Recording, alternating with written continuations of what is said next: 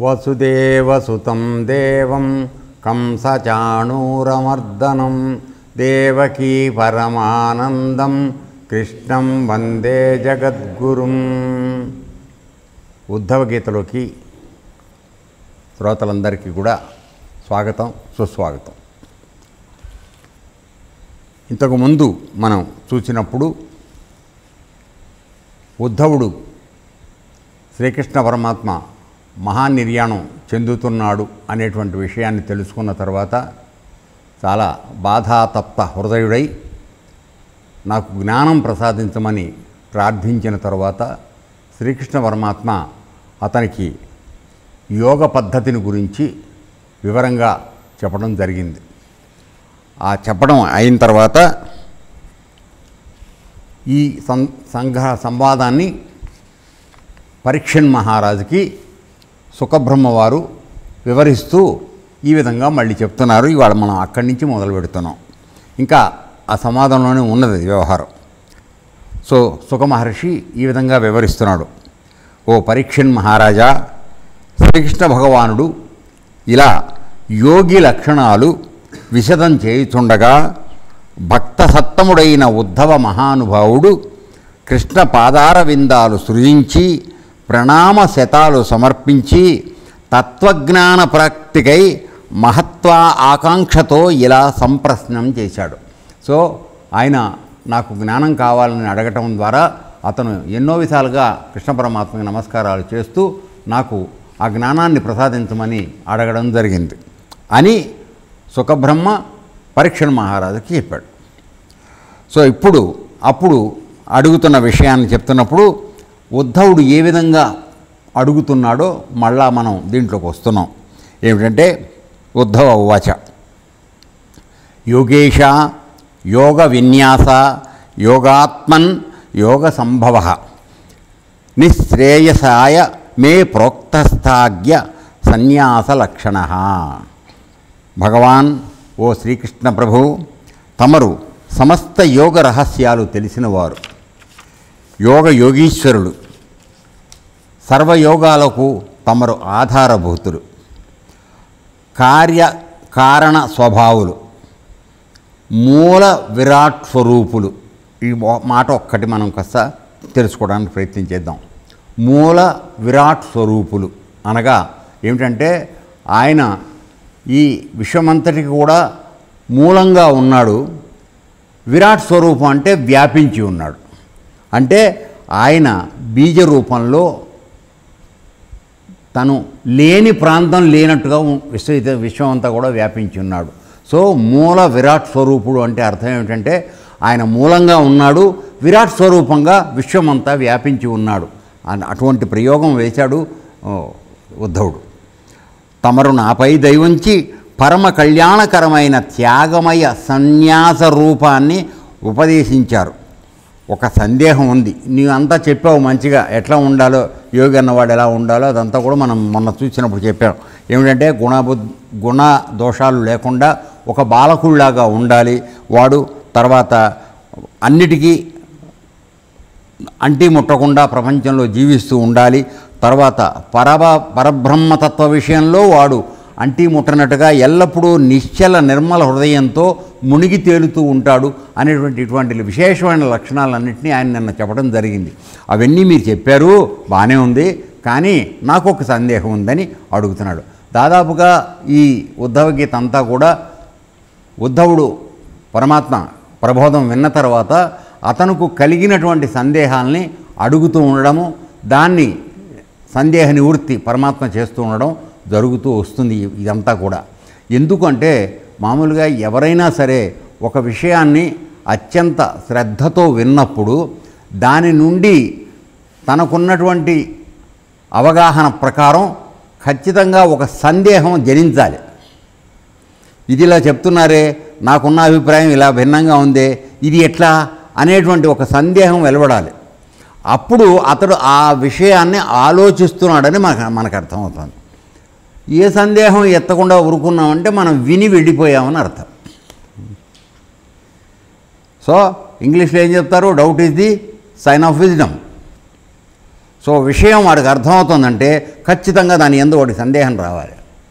అది రావట్లేదు అంటే వాడు వినడం అశ్రద్ధగా విని ఉండాలి, లేక దాని యందు పెద్ద ప్రాముఖ్యత లేదనేటువంటి నిర్లిప్తతతో ఉండాలి. అత్యంత శ్రద్ధగా విన్నవాడికి మాత్రం ఖచ్చితంగా తనకు ఆల్రెడీ ఉన్నటువంటి అభిప్రాయము, ఒక అవగాహనకి ఈ చెప్పే విషయానికి ఏ విధమైనటువంటి భిన్నత్వం కనపడినా దాన్ని సందేహ రూపంలో వెలియెత్తాడు. సో ఆ విధంగా జరుగుతుంది. అందుకని ఉద్ధవుడు ఇప్పుడు నాకు ఒక సందేహం ఉందని అడుగుతున్నాడు. ఏమిటంటే, నువ్వు అంత త్యాగమయ సన్యాస రూపం గురించి చెప్పావు, అంటే త్యజించడము సన్యాసించడము అంటే భగవద్గీతలో చెప్పినటువంటి త్యాగము సన్యాసము, అది మనకు చివరిలో వచ్చి చెప్పే 18వ అధ్యాయంలో చెప్పబడేటువంటి మోక్ష సన్యాస యోగంలో చెప్పబడేటువంటి త్యాగము సన్యాసము, ఈ రెండూ కూడా దాన్ని సంబంధించినటువంటి విషయం ఇక్కడ ఆయన ఎత్తుతున్నాడు. త్యజించడం అంటే ఏమిటి అర్థం? ఇక్కడ చేసిన కర్మ యొక్క ఫలితాన్ని తను ఆశించకుండా త్యజించడం త్యాగం. తర్వాత సన్యాసం, కర్మ చేసేటప్పుడే నిర్లిప్తంగా ఏ విధమైనటువంటి ప్రలోభాన్ని కోరుకోకుండా నీవు కర్మ చేయడం సన్యాసం. సో కర్మ సన్యాసం అంటే ఇది యాక్చువల్గా. సో అందుకని ఈ విధంగా ఉండడం అంటే ఏమిటో నాకు చెప్పు, నాకు తెలియడంలా. ఎందుకని నాకున్న బలహీనత ఏమిటో ఇప్పుడు ఆయన చెప్తున్నాడు. మనందరికీ ఉండే బలహీనతలు ఏమిటో ఆయన వివరిస్తున్నాడు. ఏమంటే విషయ వాసనలలో తన మొలకలైనటువంటి వారికి విషయ జంఝాటం విడిచి బయటపడడం మిక్కిలి కష్టం కదా. విషయ వాసనలు అంటే ఏమిటి? మనకి ఏ ఒక్క సంగతి కనపడినా దాన్ని పొందాలని, దాన్ని అనుభవించాలని, తర్వాత దాన్ని మనం దానికోసం ప్రయత్నం చేయాలని మనందరికీ ఎన్నో రకాలైన ఆసక్తులు ఏర్పడుతుంటాయి. ఏది? పంచ జ్ఞానేంద్రియాల ద్వారా. కళ్ళతో చూసింది పొందాలని అనుకుంటాం, చెవితో విన్నది కావాలనుకుంటాం మనం, అలాగే నోటితో కావాలనుకుంది అనుకుంటాం, ముక్కుతో తెలిసేదాన్ని మిర్చి బజ్జి వాసన వస్తే ఆటోమేటిక్గా అటు పక్కకు వెళ్ళిపోతాం మనం. సో ఈ విధంగా ఈ జ్ఞానేంద్రియాల అన్ని యొక్క ప్రలోభానికి పడిపోయి మనం విషయ వాసనలోకి వెళ్ళిపోతున్నాం. అటువంటి వాడికి ఏకాగ్రత ఎక్కడి నుంచి వస్తుంది? సన్యాసం ఎట్లా వస్తుంది అని ఆయన ప్రశ్నిస్తున్నాడు. మిక్కిలి కష్టం కదా. వారు నీవంటే విముఖంగా ఉంటారు, అంటే పరమాత్మ అంటే వాడికి విముఖంగా ఉంటుంది. ఎందుకని? అదొద్దు ఇదొద్దు అని చెప్తూ ఉంటాడు గురువుగారును కృష్ణ పరమాత్మను. అది మనకి ఎట్లా ఇష్టం అనిపిస్తుంది? మనకేమో అన్నీ కావాలనిపిస్తుంది కదా. ఆయనేమో అదొద్దు ఇది వదిలేసాయి, అది కొట్టుకోకు, ఇది వద్దని చెప్తే మనకి ఎట్లా ఇష్టం అనిపిస్తుంది? సో అది నీవంటే విముఖంగా ఉంటారు. ఆయన చెప్పేవంతా అన్నీ వదిలేయమంటాడు, నిష్కామంగా కర్మ చేయమంటాడు, కర్మ ఫలితాన్ని ఆశిస్తుందంటాడు. ఇవన్నీ చెప్తుంటే మనకు ఎలా ఇష్టం అనిపిస్తుందా? అనిపించదు. మనకి ఏదో ఒక ఫలితం ఉందని అనుకుంటే కానీ మనం ఏ పని చేయం. వ్యాపారం మంది పలానా లాభం ఉందంటే కానీ మనం ఒక పని చెయ్యం. లాభాపేక్ష లేకుండా పనిచేయడం అనేది మనకు చేత కాదు. ఎందుకని?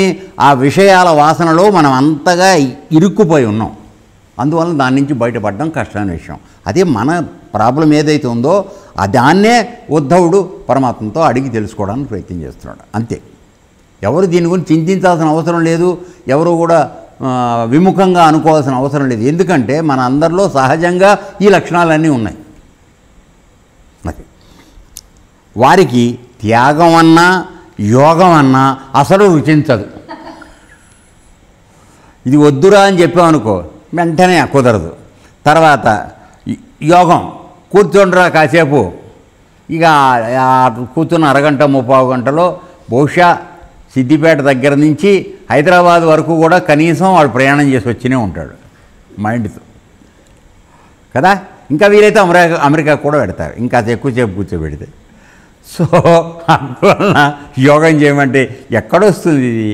సో అందువలన ఈ రెండు మనకి పడవ గనక ఆయన విడిచిపెట్టి మన అన్న చెప్పే మాట మనకు నచ్చదు.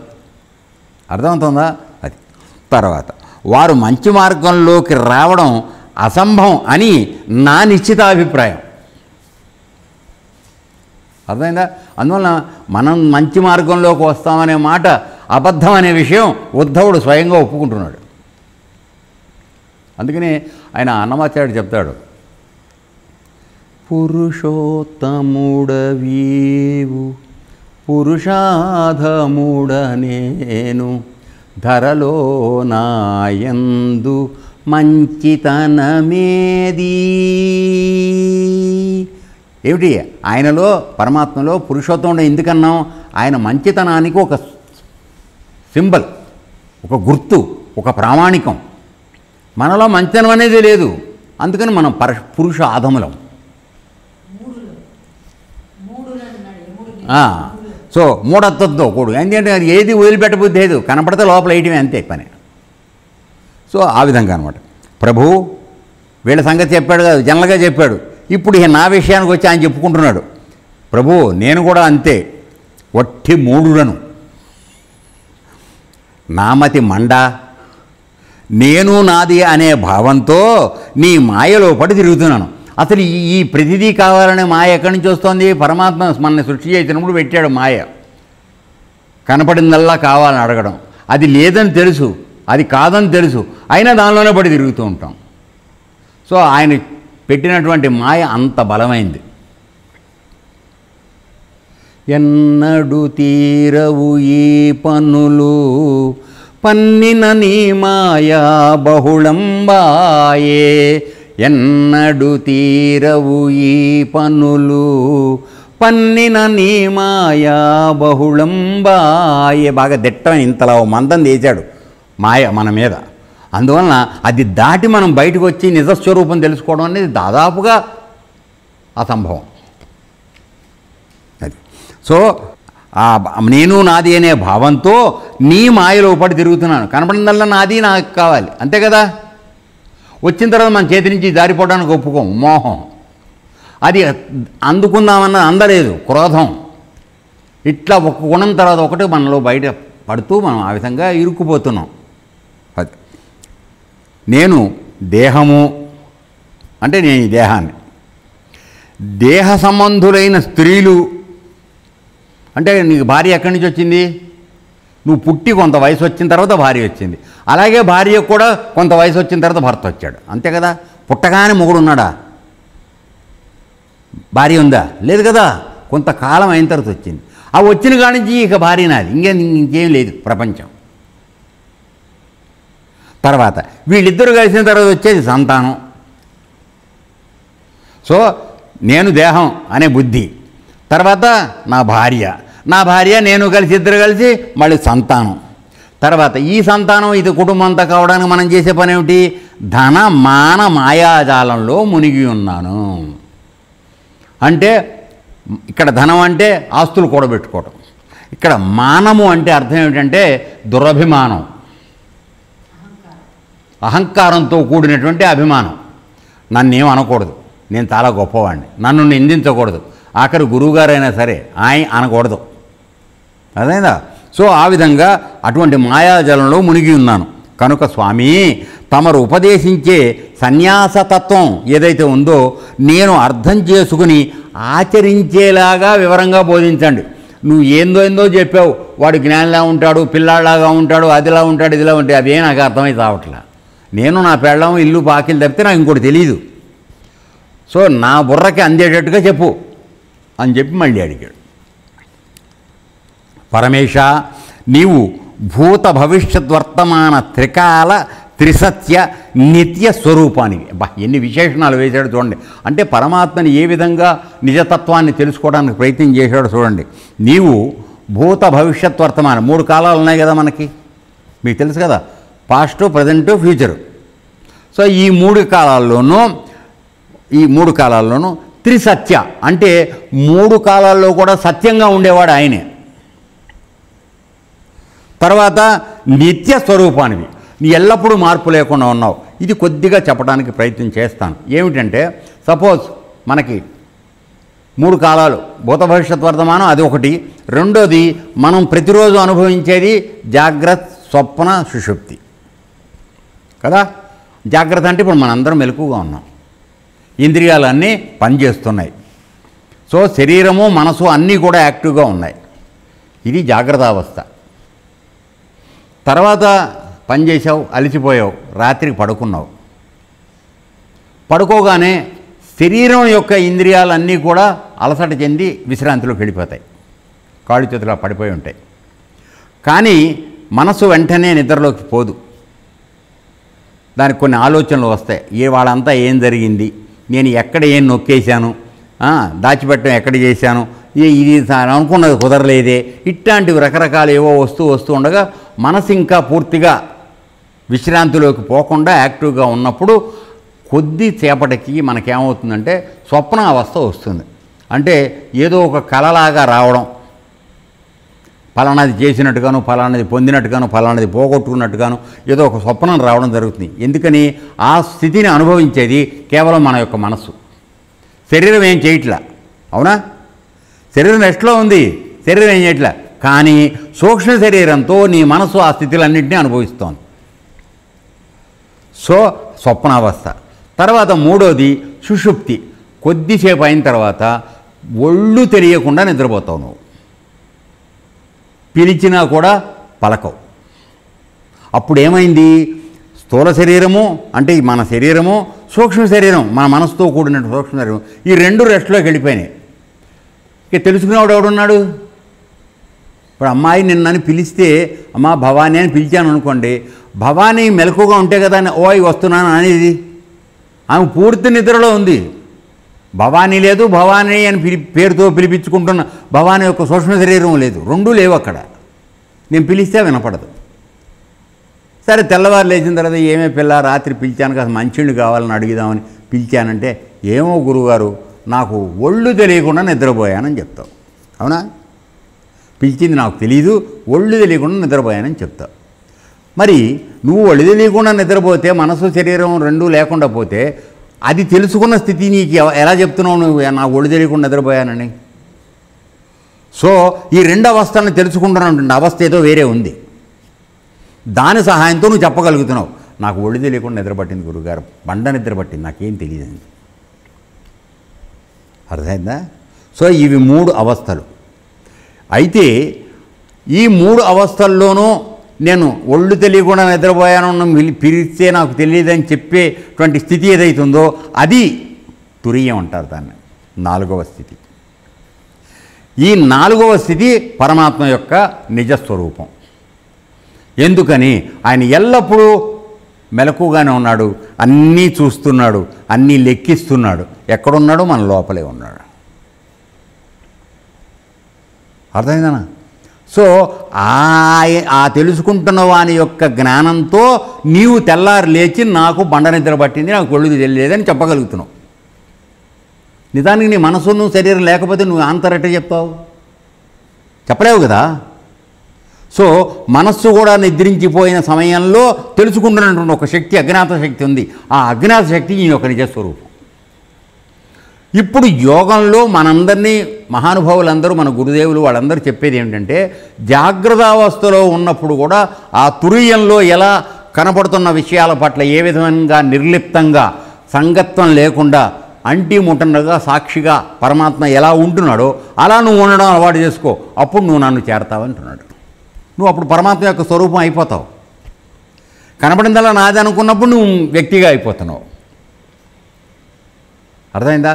సో దీన్ని వ్యక్తి అంటాం. నువ్వు ఇండివిజువల్గానే ఆలోచిస్తున్నావు. సో ఇలా కాదు, సమిష్టిగా ఇదంతా నాదే. ఈ ఆశ్రమంలో ఇప్పుడు నేను ఏదైనా దొంగిలించి దాచుకున్నాను అనుకున్నాను అనుకో, నాకన్నా తెలివితక్కువ ఉంటాడా ఉండడా? నువ్వు అనుకోవచ్చు. ఎందుకంటే నువ్వు ఏనాడు ఇది ఆశ్రమం నాది అనే భావనలోకి నువ్వు రాలా. నేను ఆశ్రమంలో ఉంటున్నాను కానీ నేను వేరే అనే భావనలో నువ్వు ఉంటున్నావు. అందువలన పట్టుకెళ్ళి సాయంత్రానికి వెళ్ళడానికి అప్పచెబుతామని ఏదో ఒకటి లేపుకెళ్దామని ప్రయత్నం చేస్తాం. ఉదాహరణకు చెప్తున్నాం.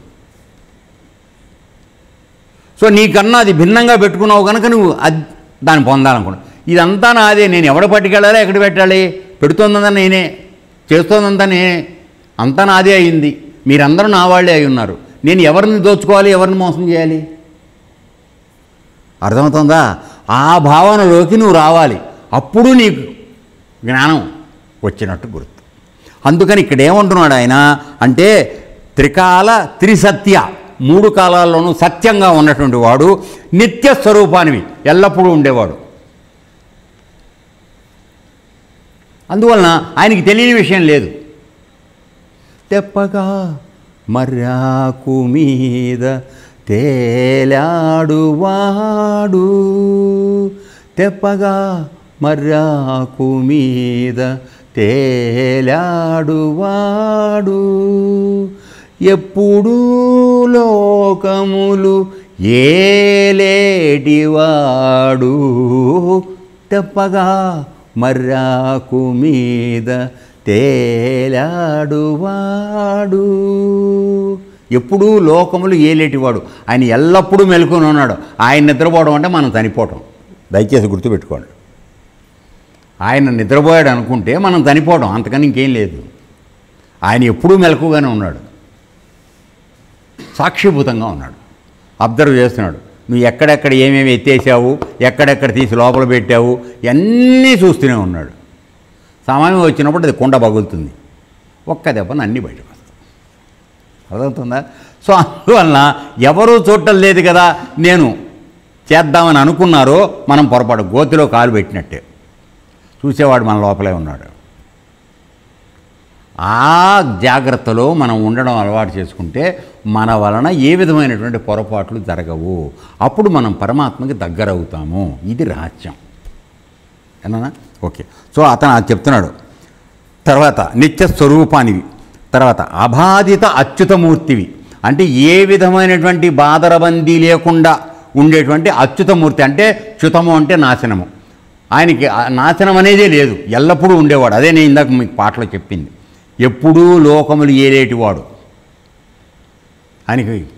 ఎందుకంటే ఆయనకి పుట్టుక లేదు, చావు లేదు, ఎప్పుడూ ఉన్నాడు. మనం మధ్యలో వచ్చి ఆయన నుంచి విడిపడి ఒక శరీరం తెచ్చుకుని మాయలో పడి ఇది నేను అనుకుని ఆయనకి దూరంగా ప్రవర్తిస్తూ మళ్ళీ చనిపోయిన తర్వాత ఆయన దగ్గరికి ఎడుతున్నాం తెలియకుండా. మళ్ళీ ఆయనలోంచి కొంతకాలం అయ్యాక మళ్ళీ కర్మ అనుభవించడానికి మళ్ళీ వస్తున్నాం. మనం వెళ్ళి వస్తున్నాం తప్ప సిద్దిపేట అక్కడే ఉంది. మగ్దంపురం నుంచి మనం వెళ్తున్నాం, వెనక్కి వస్తున్నాం. సిద్దిపేట ఎక్కడికి వెళ్ళాల. అది అర్థమైందా? తర్వాత ఏకరసమూర్తివి, ఎల్లప్పుడూ ఆయన ఒకే విధమైనటువంటి రసం, అంటే ఆ సంతృప్తి ఒక నిశ్చలమైనటువంటి స్వరూపంలో ఉంటాడు. ఆయనకు మార్పులు లేవు. తర్వాత నీవు స్వయం ప్రకాశ జ్యోతివి. ఇది ముఖ్యమైన పాయింట్.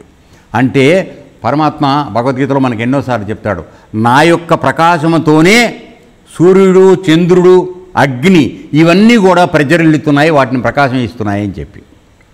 అది ఎక్కడుంది? అది నీలోనే ఉంది. సో ఆ ప్రకాశాన్ని తెలుసుకోవడానికి, ఆ ప్రకాశంలో నువ్వు లైవ్ అవ్వడానికి చెప్పబడే విధానమే యోగ మార్గం. మనందరికీ ఆ ప్రకాశం ఉండబట్టే మనం బతుకున్నాం, ఏమనుమానం లేదు. కాకపోతే నేను చెప్పానే ఇందాక, నేను నాది అనుకుని ఇవన్నీ వేసుకుని ఈ మైలంతా దాని మీద వేసేప్పటికీ ఆ ప్రకాశం కనపట్ల. సపోజ్ ఒక దీపం ఉందనుకోండి, దీపం మీద ఇప్పుడు రాత్రిపూట నైట్ లైట్ మీద మనవాడు గుడ్డ కప్పుతూ ఉంటాడు మధుగాడు, ఎవరికి మన కళ్ళల్లో లైట్ పడకుండా ఉంటానికి. పగలంతా కావాలి మామూలుగా వెలుతురులో తిరగడానికి, రాత్రి అయ్యేటప్పుడు మాత్రం దాని మీద గుడ్డేస్తాం. ఎందుకని ఆ ప్రకాశం మనకు అక్కర్లేదు కనుక.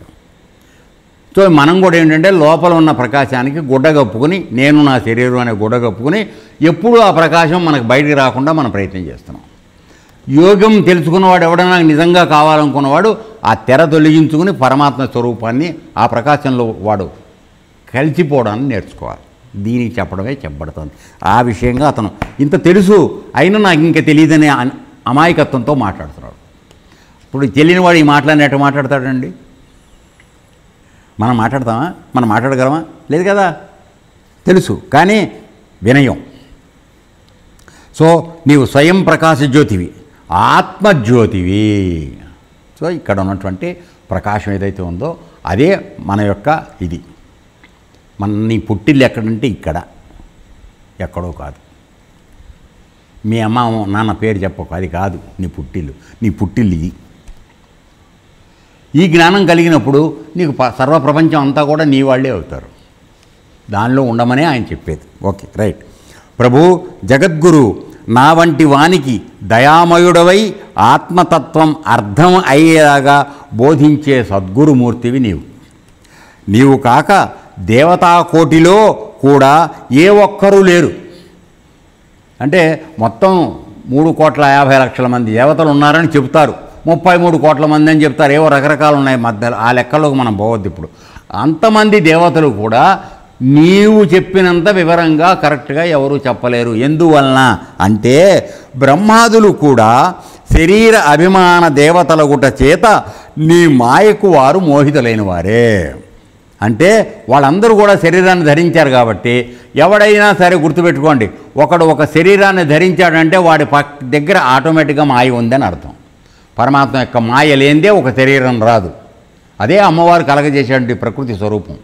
ఆ మాయలోంచి శరీరం వస్తుంది. శరీరం వచ్చిన తర్వాత 3 గుణాల ప్రభావం మన మీద పడుతుంది, సత్వరజస్తమో గుణాలు. దీనివలన మనం అందరం కూడా ఆకర్షితులమైపోయి అసలు మనం వచ్చినటువంటి మన పుట్టిల్లు ఆత్మజ్యోతి స్వరూపం దాన్ని మర్చిపోయి ఈ శరీరంతో పాటు కొట్టుకుంటున్నాం. అయితే ఈ శరీరం కొద్ది రోజులకి నశించిపోక తప్పదు. నశించిపోయినప్పుడు ఏదో పోయినట్టు ఏడుస్తూ ఉంటాం. వాడు ఎక్కడికి పోలా. ఈ లోపల ఉన్నవాడు ఎవడైతే ఉన్నాడో జీవుడు, వాడు ఇంకో శరీరంలోకి వెళ్ళాడు. అంతే జరిగింది శరీరం మార్పు. నిన్న మార్చిపోయిన బట్టలు ఇప్పి వేరే కొత్త బట్టలు వేసుకున్నావా లేదా ఉతికినవి, గంతే. అది అంతకని ఇంకేం లేదు. ఈ చిన్న విషయం మనకు గుర్తుకు రాదు. ఎందుకని? మాయా 3 గుణాలు ఇవి మన మీద ప్రిడామినెంట్గా డామినేట్ చేస్తూ ఉంటాయి మన. అందువల్ల మనం ఆ నిజాన్ని తెలుసుకోలేకపోతున్నాం. తర్వాత వారి బుద్ధులు నీ మాయలో పడిపోయినవే. సో బ్రహ్మగారి కూడా పరమాత్మ మాయలో పడిపోయాడు. ఆ విధంగా బ్రహ్మకి జ్ఞానం చెప్తాడు, తర్వాత నారదుడికి కూడా అహంకారం లేకుండా చేస్తాడు. ఇవన్నీ జరుగుతాయి. నీ మాయలో మునిగిన వారొకటి చేత వారు ఇంద్రియ అనుభవ బాహ్య విషయాలను సత్యమని నమ్మి ఉన్నారు. కాబట్టి వాళ్ళందరికీ కూడా ఇంద్రియాలు ఉన్నాయి కాబట్టి దాని భ్రమలో ఉన్నారు కనుక ఆ దేవతలందరూ కూడా కొన్ని అనుభవాలని పొందుతున్నారు శరీరం ద్వారా, వాటి ద్వారా. నీకు శరీరం లేదు, అందువల్ల నీకు అనుభవాలు లేవు. కనుక నాకు నీవే జ్ఞానం బోధించాలి అని చెప్తున్నాడు భగవాన్. నేను 4 వైపులా క్రమ్మిన దుఃఖ దావాగ్నిలో మాడిపోయి విరక్తి కలిగి నీ శరణాగతిలోకి చేరాను. 4 వైపుల నుంచి నన్ను మంటలు చుట్టుముట్టినాయి. ఏది? మన దుఃఖంతో దానిలో పడి కొట్టుకుంటున్నాను. దాని నుంచి నువ్వు మాత్రమే నన్ను పైకెత్తి లాగి రక్షించగలవు, నన్ను చెయ్యి, ఉద్ధరించు అని అడుగుతున్నాడు. నీవు నిర్దోషమూర్తివి, ఆయన యందు ఏ దోషము లేదు. తర్వాత అవినాశివి, నాశనం లేనివాడివి. వైకుంఠవాసివి, వైకుంఠం అంటే పరమాత్మ ఉండేటువంటి పరంధామాన్ని వైకుంఠం అంటారు. తర్వాత నరసకుడివి, అంటే నరులకు సకుడుగా ఉండేటువంటి వాడు. ఎందుకని? ఆయన జ్ఞానం గురించి తెలుసుకోగలిగిన శక్తి ఒక మానవుడికే ఉంది, అవునా కాదా? మిగతా జంతువుల్లో కూడా ఆయన ఉన్నాడు, కానీ దానికి పరమాత్మ ఉన్నాడు ఇదనే సంగతి దానికి ఏమో తెలుసా? తెలీదు. కేవలం మానవుడికి మాత్రమే తెలుసు పరమాత్మ నాలో ఉన్నాడనే విషయాన్ని. తెలుసుకునే అవకాశం ఉంది వాడికి. ఆ జ్ఞానం అంతా ఇచ్చాడు. అది తెలుసుకోకపోతే వాడు పశు జన్మకు సమానం అవుతున్నాడు. అంతే తేడా, అంతే, అంతకని ఇంకేం లేదు. నువ్వు నారాయణమూర్తివి కనుక నీవే నాకు ఉపదేశం చేయి ప్రభు అని చెప్పి అడిగాడు. ఇది ఆ విధంగా ఉద్ధవుడు తనకి జ్ఞానాన్ని చెప్పమని, తర్వాత ఆయన చెప్పినటువంటి త్యాగమయమైనటువంటి జ్ఞాని మార్గాల్లోంచి నాకు ఏ విధంగా బయటపడాలో వివరంగా చెప్పు, నా దగ్గర ఇన్ని రకాలైనటువంటి బలహీనతలు ఉన్నాయి, సో వాటిలోంచి బయటపడే విధానంగా నువ్వు తేలిగ్గా అర్థమయ్యేటట్టు నాకు చెప్పమని అడిగాడు. ఇప్పుడు శ్రీకృష్ణ పరమాత్మ మాట్లాడడం మొదలుపెట్టాడు. ఉద్ధవా, చూడండి, మనుష్య జన్మకు వచ్చిన వాడికి ఉండాల్సినటువంటి మొదటి లక్షణం ఏమిటో చెప్తున్నాడు పరమాత్మ. ఉద్ధవా, ఈ జగతిలో ఏ మనుష్యుడు ఈ జగత్తు ఏమిటి, దీనిలో ఏం జరుగుతోంది అని విచారణ చేయటంలో ప్రవీణుడవుతాడో వాడు తన చిత్తంలోని అశుభ వాసనలను తనంతట తానే వివేక శక్తి ద్వారా తొలగించుకొని రక్షింపబడతాడు. ఎప్పుడైనా మనం అందరం ఆలోచించండి, అసలు ఇదంతా కనపడదంతా ఏంది, ఇది దేంతో వస్తోంది, దీనికి మూలం ఏమిటి అని మనకు ఎప్పుడన్నా ఆలోచన ఉందా? లేదు. ఇక్కడ ఏం చెప్తున్నాడు? ఫస్ట్ క్వాలిఫికేషన్, భగవంతుడిని తెలుసుకోవాలి, ఆత్మజ్ఞానం కావాలంటే ఈ జగత్తు ఏమిటి, అంటే ఇది ఎక్కడి నుంచి వచ్చింది ఈ ప్రకృతి, దీనికి ఆధారం ఏమిటి, తర్వాత ఇందులో ఏం జరుగుతోంది. నిన్న ఒక వస్తువు లేదండి అక్కడ, ఇవాళ వచ్చిందండి, మళ్ళీ రేపు కనపడదండి, ఈ మార్పులను ఎందుకు జరుగుతున్నాయి అని ఎప్పుడైనా మనం ఆలోచించామా? గట్టిగా మనం మాట్లాడితే ఇప్పుడు నాకు నా వయసు 73 ఏళ్ళు అనుకోండి, నేను 73 సంవత్సరాల క్రితం నేను లేను, కరెక్టా కదా? ఇప్పుడు ఉన్నాను, కానీ ఇప్పుడు 2 ఏళ్ళకో 3 ఏళ్ళకో లేదా 5 ఏళ్ళకో నేను తర్వాత ఉండను, ఈ శరీరం ఉండదు. కాబట్టి నేను ఎల్లప్పుడూ ఉండేవాడిని కాదు, సత్యం కాదు. ఎల్లప్పుడూ ఉండేది సత్యం. కానీ నేను 73 సంవత్సరాల క్రితం పుట్టకముందు నేను శరీరం వదిలిపెట్టి మళ్ళీ ఇంకో దగ్గరికి వెళ్ళిపోయినప్పుడు కూడా నా వెనకాల ఉండే పరమాత్మ మాత్రం ఇప్పుడు ఉన్నాడు. అది సత్యం. ఈ రహస్యాన్ని తెలుసుకోవాలంటే ఈ జగత్తు ఏమిటని ఆలోచించాలంటే నేను ఎక్కడి నుంచి వచ్చాను, ఏమిటి కనబడేవన్నీ, ఇవన్నీ ఎప్పుడూ ఉన్నాయా, నిన్నటి లేనిది వాళ్ళు కనబడుతోంది, రేపు మళ్ళీ మాయమైపోతోంది, ఏమిటి దీని గురించినటువంటి ఆలోచన అని ఎవడైతే తెలుసుకోవడానికి ప్రయత్నం చేస్తున్నాడో వాడు విచారణ చేసి దానిలో ప్రావీణ్యత అంటే బాగా మంచి స్థితి సంపాదిస్తాడో వాడు తన చిత్తంలోని అశుభ వాసనలు అంటే పూర్వజన్మల్లో నీవు ఏవో పొందాలని అవి చేయాలని కొన్ని మిగిలిపోయిన కోరికలు ఉన్నాయి కదా నాన్న, దాని మూలంగా నీ జన్మకు వచ్చావు, వాటిని తొలగించుకునే అవకాశం నీ విచారణ చేసే వస్తుంది. ఆ పాత వాసనలను తొలగించుకునే అవకాశం నీకు ఈ ఆలోచన చేసినప్పుడు కలుగుతుంది. అప్పుడు వాడికి తనంతట తామే వివేక శక్తి అంటే ఇది మంచి ఇది చెడు, ఇది చెయ్యాలి ఇది చెయ్యకూడదు అనేటువంటి తర్కజ్ఞానం మనందరికీ కూడా ఇవ్వబడింది. మానవ జన్మలో మనుషులందరికీ ఇవ్వబడింది ఈ శక్తి. కానీ దురదృష్టవశాత్తు మనం ఎవ్వరూ కూడా తార్కికంగా ఆలోచించడం మానేశాము. ఎంతసేపు ఎదురుకుండా ఉన్నదాన్ని పొందుదాము, లేదంటే వద్దనుకుంటే మానేద్దాం అనేది. నీకు ఇష్టమైన వాడు వచ్చాడు అనుకో, వీడు ఎప్పుడు వెళ్ళిపోతాడా అని అనుకుంటాం. ఇష్టమైన వాడు వచ్చాడు అనుకో, రారా నాన్న కూర్చోబెట్టే వాడికి ఇచ్చేస్తాం. సో మన ఇష్టాల మీదే సంబంధ బాంధవ్యాలు నడుస్తున్నాయి, అవునా కాదా? సో ఈ విధంగా మరి నిజంగా వచ్చినవాడు పూర్తిగా వాడు దుర్మార్గుడైనా నీ దృష్టిలో దుర్మార్గుడు, కానీ వాడు కేవలం దుర్మార్గుడు కాదు, వాళ్ళు కూడా మంచి లక్షణాలు ఉన్నాయి, అవి ఎందుకు చూడవు నువ్వు అంటే వాడి వలన పొరపాటు జరిగినప్పుడు కేకలయ్యి తప్పేం లేదు, కానీ వాడిని తీసేయద్దు. టోటల్గా తేడా ఉంది, ఇది అర్థం చేసుకోండి. పొరపాటు జరిగింది ఒకటి వలన సరిదిద్దు, అంతవరకే. వాడిని పూర్తిగా ఎలిమినేట్ చేయకు, అది తప్పు. వాడు కూడా భగవంతుడి స్వరూపమే, వాళ్ళలోనూ పరమాత్మ ఉన్నాడు. కాకపోతే ఇంద్రియాల ప్రభావం కానీ పూర్వజన్మ వాసనలు కానీ గుణాల ప్రభావం వల్ల కానీ వాడు పొరపాటు చేస్తున్నాడు, అది సరిదిద్దడం మన బాధ్యత. అంత మాత్రాన వాడిని ద్వేషించకు, వాళ్ళు కూడా పరమాత్మ ఉన్నాడు, వాడు మంచనం ఉంది కొంత, దాన్ని చూడు. సో ఇది మనం ప్రపంచంలో తెలుసుకోవాల్సినటువంటి మన ప్రవర్తన యొక్క విధానం. సో అది చెప్తున్నాడు ఆయన.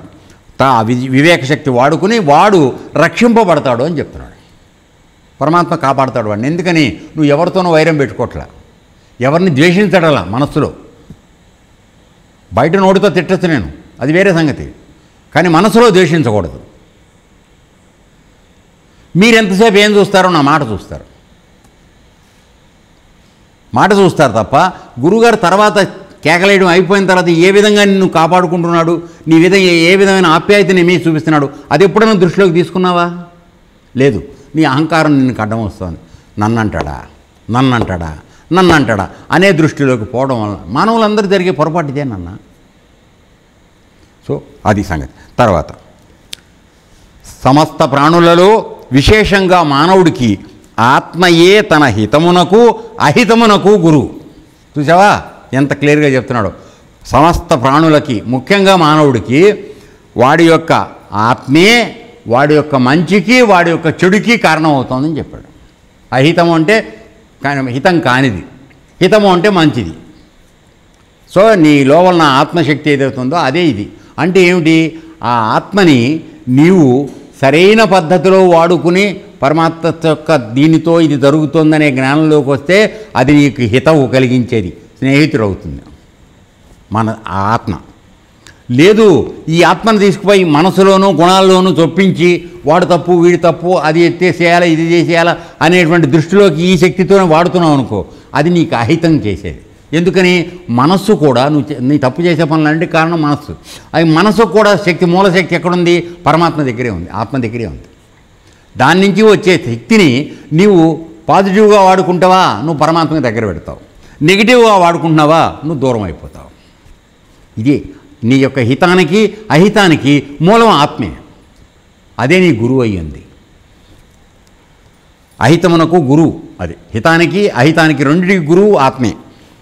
ఆత్మ ప్రత్యక్ష ఉపదేశకుడు. అంటే గురు రూపంలో ఉన్నటువంటి వాడు నీకు ప్రత్యక్షంగా ఉపదేశం ఇచ్చేటువంటి వాడు, నిన్ను సరైన దోవలో పెట్టేవాడు, వాడే ఆత్మ, వాడే గురువు. తర్వాత మానవుడు ప్రత్యక్ష అనుభవం. ఆత్మ నీకు ఉపదేశం ఇస్తుంటే దాన్ని అనుభవించేవాడు మానవుడు. అంటే ఇక్కడ గురు శిష్య సంబంధం వచ్చిందా రాలేదా? అర్థం కాదా? ఆత్మ అంటే నీ గురువు అని చెప్తున్నాం కదా నాన్న. ఆ ఆత్మే నీకు చెప్తోంది ఈ విధంగా ఉండు, ఈ విధంగా ఉండని. మంచి విషయాలు చెప్పినప్పుడు అది గురువుగా మారుతోంది. నీవు మంచి ఆలోచనలో ఉన్నప్పుడు. నువ్వు చెడ్డ ఆలోచనలు ఉన్నప్పుడు అట్లాగా పద, అయితే వాడిని ఏదో తిడదాం, 2 చేద్దాం, అది కొడదాం పద అని నువ్వు చేసే ఆలోచనకి దాని వెనకాల కూడా ఆయనే ఉంటాడు. కానీ ఆయన ఏం చేయడు. అంటే how you are utilizing your intelligence, నీ అండర్స్టాండింగ్, నీ జ్ఞానాన్ని నువ్వు ఏ విధంగా వాడుతున్నావో దాని వెనకాల మాత్రం ఆయన ఉంటాడు, అంతే. ఆయన ఏమీ చేయడు. అందువల్ల ఆయన ఎప్పుడూ అంటి ముట్టనట్టుగానే ఉంటున్నాడు. నువ్వు మంచి పనికి వాడుకో. ఆశ్రమానికి వచ్చి సేవ చేద్దాం అన్నటువంటి ఒక సద్బుద్ధితో నువ్వు వచ్చావు, ఇప్పుడు నీకు మంచే జరుగుతుంది. ఎందుకని? ఇందులో నీ స్వార్థమేం లేదు. అవునా నాన్న? కాదా? నీకున్నటువంటి టైంని, కొంత టైంని ఆశ్రమానికి వాడి, ఆశ్రమంలో ఏదో ఒక చిన్న పని నీ చేతనైంది చేసి ఆశ్రమానికి ఒక ఇన్స్ట్రుమెంట్ లాగా నువ్వు పనిచేద్దాం అనుకున్నప్పుడు that is always good. So your లోపల ఉన్నటువంటి పరమాత్మ, గురువు, ఆత్మ ఏదైతే ఉందో అదే నీ గురువు, అదే నీ హితాన్ని చేకూర్చేది. ఇంట్లో కూర్చున్నావు, సెల్ ఫోన్ చూసుకున్నావు, టీవీ చూస్తున్నావు, అది చేస్తున్నావు, ఎంతసేపు ఏమవుతుంది? నీ మైండ్ ఎక్కడికి వెడుతోంది? ఆలోచించండి ఒక్కసారి. మీరు స్టూడెంట్స్ మంచివాడు కాబట్టి చెప్తున్నారు. ఇక్కడ ఉన్నటువంటి సెరెనిటీ అంటాం, ఒక స్వచ్ఛత, ప్యూరిటీ, అవి అక్కడ వస్తున్నాయా? ఇంటి దగ్గర రావట్లా. ఇదే తేడా. సో ఇంటి దగ్గర ఎప్పుడెప్పుడైతే నువ్వు ఆ విధంగా వేరే విషయాల్లోకి వెళ్ళిపోయి ఆలోచన చేస్తున్నావో ఈ ఆత్మశక్తే నీకు అక్కడ కూడా ఉపయోగపడుతుంది. But that is working against your interest. So మొత్తం రెస్పాన్సిబిలిటీ ఎవరి మీద ఉంది? మన మీదే ఉంది.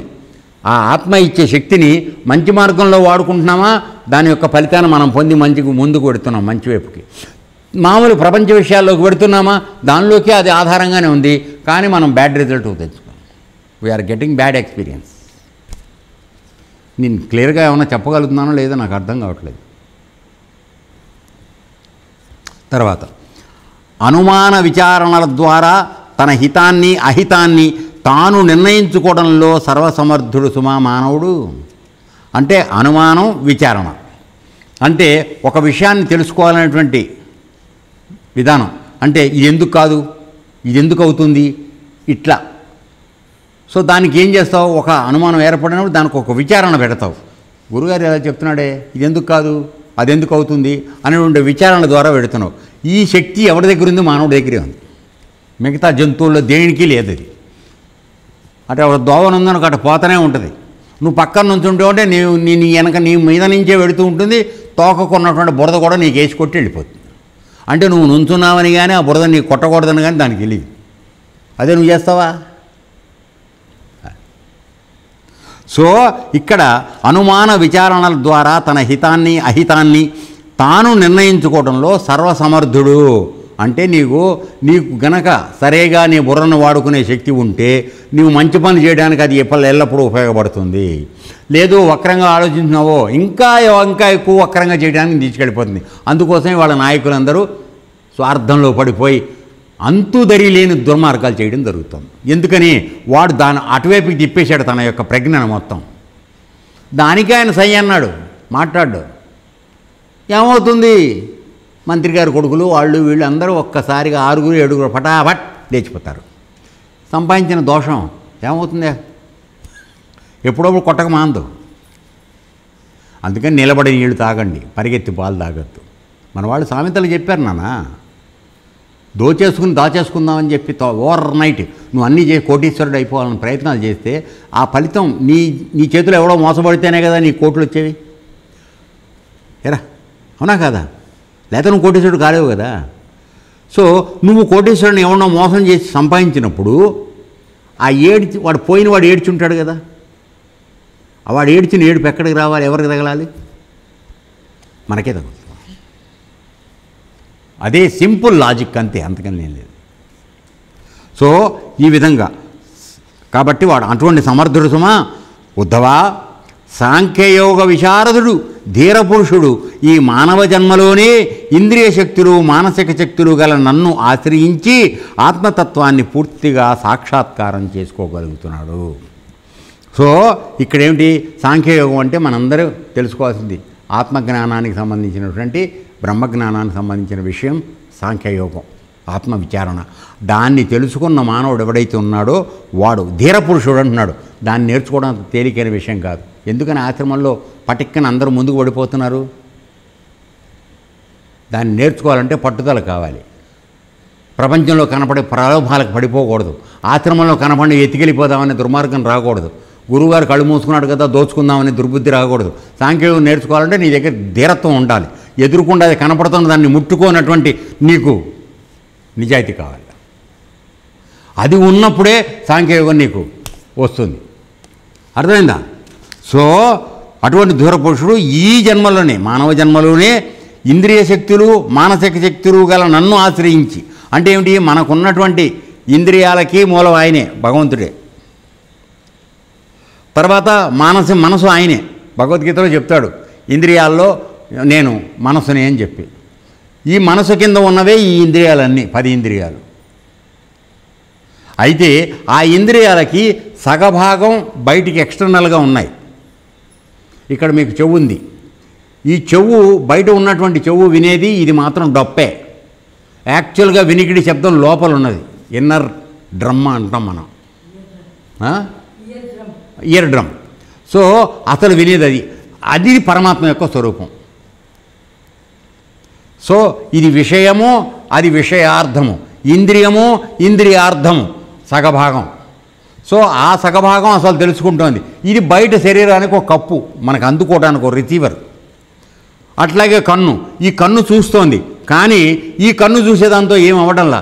ఈ కన్ను చూసింది లోపల ఉన్నటువంటి రెటీనా ఏదైతే ఉందో కను పాప, అది తెలుసుకుంటోంది. అది కనపడదు, ఇంత చిన్న చుక్క. సో అది ఇంద్రియార్థం. సో ఇవి తెలుసుకున్న తర్వాత ఇంద్రియములు ఇంద్రియార్థములు కలిసి తెలుసుకున్న విషయాన్ని మనసుకు చేరుస్తున్నాయి. అక్కడ యాక్షన్ ఆర్ రియాక్షన్ స్టార్ట్ అవుతుంది. ఇంత మెకానిజం నీకేమాత్రం తెలియకుండా అవగాహన లేకుండా జరుగుతోంది ప్రతి క్షణం. దీన్ని గురించి తెలుసుకుంటున్నవాడు ఈ జగత్తు ఏమిటి, దీనిలో ఏం జరుగుతోంది అని ఎవడైతే తెలుసుకుంటున్నాడో వాడు నన్ను తెలుసుకుంటున్నాడని చెప్పాడు. మనం ఎప్పుడైనా ఆలోచిస్తున్నామా? అసలు ఇటు జరుగుతుందని మనకు ఐడియా ఉందా? ఆలోచించండి. లేదు. అంటే we take everything for granted. అవన్నీ ఏవో ఆ పనులు చేస్తున్నాయి అంతే. అది ఎట్లా చేస్తోంది, దానికి ఎక్కడి నుంచి వస్తుందనే అవగాహన, దాని గురించి ఆలోచన అన్వేషణ మన దగ్గర లేదు. అందువల్ల మనం ఇలా ఉండిపోతున్నాం. అలా ఎవడైతే అన్వేషణ చేసి తెలుసుకుంటున్నాడో వాడు నన్ను పొందుతున్నాడని చెప్తున్నాడు. అంటే అన్వేషణ చేసినప్పుడు వాడికి ఏం కలుగుతోంది? ఓహో, ఇవి పనిచేస్తున్న దానికి ఈ వీటన్నిటి కూడా ఆధారంగా ఆయన ఉన్నాడు. కాబట్టి ఆయన అధీనంలో ఇవన్నీ పనిచేస్తున్నాయి కనుక ఇక్కడ ఏం చెప్తున్నాడు? ఇంద్రియ శక్తులు మానసిక శక్తులు కలిగిన నన్ను, అంటే మనకున్నటువంటి అన్ని శక్తులు ఆయనవై ఉన్నాయి. వాటి యొక్క ప్రభావంతో నువ్వు పనిచేస్తున్నావు. కాబట్టి అప్పుడు ఆ ఇంద్రియాల యొక్క శక్తిని కాసేపు పక్కన పెట్టి వీటికి ఆధారంగా ఉన్నటువంటి పరమాత్మను తెలుసుకోవడానికి నువ్వు ఎప్పుడైతే ప్రయత్నం చేస్తున్నావో వాడు ఆత్మతత్వాన్ని పూర్తిగా సాక్షాత్కారం చేసుకోగలుగుతున్నాడని చెప్తున్నాడు. అంటే ఇంద్రియాల యొక్క మనసు యొక్క ప్రభావాన్ని, మానసిక శక్తుల ప్రభావాన్ని కొద్దిసేపు నియంత్రణలో ఉంచి నువ్వు లోపల ఉన్న సోర్స్, ఆ సోర్సుకు నువ్వు వెళ్ళటం అలవాటు చేసుకుంటే నీకు సాక్షాత్కారం కలుగుతుంది. సర్వశక్తులకు ఆశ్రయభూతుణ్ణి నన్నుగా గుర్తించి వర్తిస్తాడు. కాబట్టి ఈ జరిగేదంతా పరమాత్మతో జరుగుతోంది, నాదేమీ లేదు అనేటువంటి జ్ఞానం వాడికి కలుగుతుంది. అప్పుడు వాడు పరమాత్మ మీద భారం వేసేసి జరుగుతాడు. వాడికి ఏ దిగులు లేదు, చింత లేదు, నిర్విచారంగా ఉంటాడు. నేను విశ్వంలో ఏకపాద ద్విపాద త్రిపాద చతుష్పాద బహుపాద పాదహీన ఏకగణ జీవులను సృష్టించాను. ఎన్ని రకాల వాటిని సృష్టించాడో చూడండి. ఏకపాద అంటే ఒక పాదం, ద్విపాద 2 పాదాలు, త్రిపాద 3 పాదాలు, చతుష్పాద 4 పాదాలు, బహుపాద ఎన్నో పాదాలు. మనం ఈ కొన్ని పురుగులు పాకుతూ ఉంటాయి, దానికి చుట్టూ కాళ్ళు వరుసగా ఉంటాయి. అర్థమైందా? తర్వాత పాదహీన, అసలు పాదం ఉండదు దానికి. పాముకు పాదం ఉందా? లేదు. ఏకగణ జీవులు, అమీబా, మీరందరూ సైన్స్లో చదువుకున్నదే కదా. మరి ఏకగణ, ఇవన్నీ నేనే సృష్టించాను. ఈ జీవులలో నాకు అత్యంత ప్రియమైన జీవి మానవుడు. చూసావా? ఎందుకని? తనలో ఉన్న శక్తులన్నిటినీ మానవుడికి ఇచ్చాడు. తనని తెలుసుకునే విధానం వాడికి నేర్పాడు. వాడిని తనంతటి వాడిగా చెయ్యాలని, తనలో వాడు ఐక్యమైపోవాలని కోరుకున్నాడు. అందువలన అత్యంత ప్రియమైన వాడు పరమాత్మకి మానవుడు. మనుష్య శరీరం ఒక విలక్షణమైనది. ఈ మనుజ శరీరంలో ఏకాగ్రచిత్తము, తీక్షణమైన బుద్ధి, పురుష శక్తి మొదలైనవి తీవ్రంగా పనిచేస్తుంటాయి. ఏ శక్తితో మానవులందరూ పనిచేస్తున్నారో 3 ఉంటాయని చెప్తున్నాడు. ఏకాగ్రచిత్తం అంటే నీ మనస్సుని ఏకాగ్రం చేస్తే పరమాత్మను తెలుసుకోవడం చాలా తేలిక. అందుకోసమే ఇక్కడ కూర్చొని మన యోగులందరూ కూడా చంద్రమండలం ఎంత దూరంలో ఉంది, సూర్యమండలం ఎంత దూరంలో ఉంది, ఇవన్నీ కూడా లెక్కలు కట్టి చెప్పారు. ఈ కారణం చేత అనుమానం, అగ్రాహ్య, అహంకారాది గుణాలకు అతీతంగా ఉన్న నన్ను, సర్వ ప్రవర్తక స్వామిని, ఈ ఈశ్వరేశ్వరుణ్ణి సాక్షాత్తుగా అనుభవించగలుగుతాడు. ఈ శక్తులని వాడు ఏకాగ్రతతో చేసినప్పుడు వీటన్నిటికీ దూరంగా ఉన్న నన్ను వాడు తన లోపలే తెలుసుకుని అనుభవించి నాతో ఉండిపోయే శక్తి వాడికి వస్తోంది అని చెప్తున్నాడు. అయిపోయింది, క్లోజ్ చేస్తున్నాను. అయితే ఈ అనుసంధానం 2 రకాలు. నన్ను చేరడానికి చేస్తున్నాడని చెప్పాడు కదా. ఆ అనుసంధానం అంటే పరమాత్మతో అనుసంధానం అవడం అనేది 2 రకాలుగా జరుగుతుందని చెప్తున్నాడు. ఒకటి స్వప్రకాశతత్వం లేక స్వప్రకాశతత్వం లేక బుద్ధ్యాది జడ పదార్థాలు ప్రకాశించలేవు. కాబట్టి మొట్టమొదటి నువ్వు తెలుసుకునేది ఏమిటంటే, ఇందాక నేను చెప్పాను మీకు, ఇప్పుడు మనకున్నటువంటి మనసు, బుద్ధి, చిత్తం, అహం ఇవన్నీ కూడా అసలైన ప్రకాశం పరమాత్మ తెలియనప్పుడు పని చేయట్లే. ఎందుకని? అవన్నీ కూడా డెడ్ బాడీలో ఉన్నాయి. అవునా? డెడ్ బాడీలో అవన్నీ ఉన్నాయి, కానీ ఉండాల్సిన ప్రకాశం లేదు. అందువల్ల they are become useless. So ఈ జ్ఞానం పొందినవాడు ఆ శక్తి ఏదైతే ఉందో దానికోసం వెళ్ళడానికి ప్రయత్నం చేస్తాడు. ఆ విధంగా వాడు నన్ను తెలుసుకోవడానికి ప్రయత్నం చేస్తాడు. తర్వాత ఈ ప్రకారమును అర్ధాపత్తి అంటారు. ఆ విధంగా పరమాత్మను తెలుసుకోవడానికి ఎవరైతే ప్రయత్నం చేస్తున్నారో సాధన, దాన్ని అర్ధాపత్తి అంటారు. మరొకటి కొన్ని సహాయక పనిముట్లు, అంటే కొన్ని టూల్స్ తీసుకుని మనం దాన్ని పొందడానికి ప్రయత్నం చేస్తాం. ఏ విధంగా? ఒక వ్యక్తి ద్వారా ప్రయోగింపబడతాయి. గురువుగారు నీకు ఎన్నో రకరకాల మార్గాలు చెప్తాడు. నీకే నువ్వు తెలుసుకోలేవు, గురువు నీకు చెప్పాలి. కొన్ని పనిముట్లు, యాగం చేయరా, ఇలా కూర్చో, ఇలా ప్రాణాయామం చేయి, ఇలా కూర్చో, ఇలా పట్టు, ఇలా చేయి, ఇవన్నీ పనిముట్లు చెప్తాడు. కానీ ఆత్మ అనుమానిక వస్తువు కాదు. అంటే కేవలం అనుమానించడానికి ద్వారా నీకు దొరికేది కాదు. ఏమిటది? ఇది దేహాదుల కంటే విలక్షణమైనది. ఇందాకే చెప్పాను. అన్ని స్థితుల్లోనూ తెలుసుకుంటున్నటువంటి శక్తి ఏదైతే ఉందని చెప్పాను కదా, తురీయం. సో అది పరమాత్మ. కాబట్టి ఈ మనం అనుభవిస్తున్నటువంటి, ప్రతిరోజు అనుభవిస్తున్నటువంటి జాగ్రత్తావస్థ, స్వప్నావస్థ, సుషుప్తి అవస్థలకి భిన్నంగా ఉన్నటువంటిది ఏదైతే ఉన్నదో అది మన యొక్క నిజస్వరూపం ఉన్నది. దానిలో నిన్ను రమించి ఉండమని చెప్తున్నాడు ఆయన. ఇది త్వం పదార్థ శోధనాయుక్తి మాత్రమై ఉన్నది. త్వం అంటే అది, నేను అనేదాన్ని తెలుసుకోవడానికి తత్వం, అది నేను అనేది తెలుసుకునేది తత్వం. అంటే ఆ పరమాత్మ ఏదైతే ఉందో అది నేనై ఉన్నాను అని తెలుసుకోవడానికి చేసేటువంటి శోధన, దానివలన ఆ పద్ధతిలో ఇది దొరుకుతుంది మాత్రం అని చెప్పి చెప్పడం జరిగింది. ఇక్కడితో ఇవాళ మనం ఆపుదాం. ఏతత్సర్వం శ్రీకృష్ణార్పణమస్తు. లోకా సమస్తా సుఖినో భవంతు. ఓం తత్సత్.